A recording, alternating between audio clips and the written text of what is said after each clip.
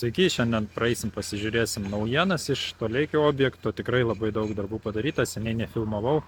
Manau, bus jums įdomu. Žiūrim. Vienas iš geresnių dalykų tai padarytas palygintas privažiavimas prie objekto. Uždėta skalda. Galiu pasakyti, kad kaimynai normalūs susimetė visi draugiškai, skaitant ir mūsų, ir padarėm va tokį gerą privažiavimą. Pats projektas atrodo labai gerai ir ypatingai atrodo nuo gatvės iš toliau žiūrint.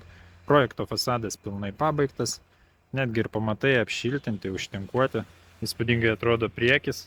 Dailylentė, tai atsikišę pakalimai, tokie masyvūs, tikrai labai gerai atrodo. Štai taip atrodo kita pastato pusė.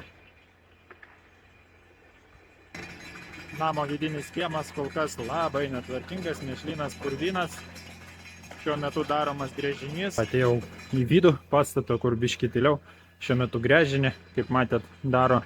Gręžinys bus vienas 4 namams, bet jie turės atskirą apskaitą ir atskirus įvadus. Tai yra, žmonės galės pilnai atsiskirti viens nuo kito.